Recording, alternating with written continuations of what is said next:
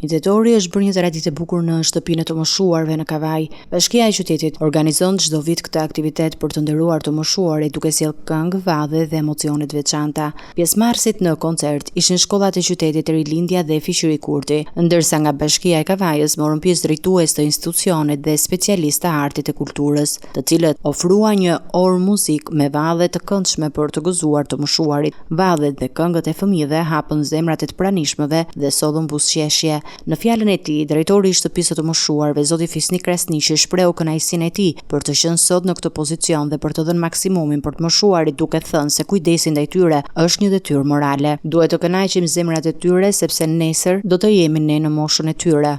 Është kënaqësi që ti jesh jo vetëm drejtues, por edhe punonjës në këtë institucion, i cili është nder dhe krenari jo vetëm për ne që punojmë këtu, por për gjithë qytetin, si një institucion me njerëzi vërtet të veçantë për gjithë Shqipërinë. Qoftë stafi, po qoftë dhe bashkia, janë për t'u falendëruar për atë çka ata ofrojnë dhe japin për të moshuarit që janë në këtë qendër. Përkushtimi për moshën e tretë duhet të jetë vërtet në nivele maksimale, sepse jeta ecën dhe ne do shkojmë në këtë moshë që sot kemi gjyshit dhe gjyshet tanë këtu.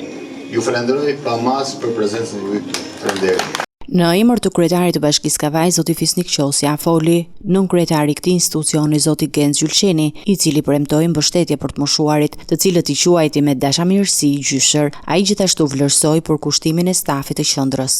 Ju falenderoj nga zemra gjyshër dhe gjyshe gëzuar festën e një tetori, ditën e moshuarve. Në emër të kryetarit të Bashkisë, zotit Fisnik Qosja, një përshëndetje speciale për gjithë dhe mbështetja e Bashkisë Kavajës do të jemi gjithmonë pranë jush. Sot është dita juaj, le të gëzojmë, gëzuar gjithëve fëmijëve, mësuesve që mbështesin aktivitetin, njerëzve të bashkisë që mbështesin aktivitetin dhe ditë të tilla paçim për herë. Gëzuar nga zemra, ju përshëndet shumë. Pas fjalimeve, programi vazhdoi me interpretimin e fëmijëve të shkollave dhe grupin e kërcimit të qytetit drejtuar nga koreografi Ibrahim Roçi dhe artistët e këngëtar nga Qendra Kulturore Mustafa Krantja. Për rreth një orë, obori i shtëpisë të moshuarve u mbush me tinguj muzikor, vadhe dhe këngë festive, që edhe pse janë bërë një traditë për çdo një tetor, dukeshin të freskëta dhe kanë lënë kujtime të bukura tek të moshuarit.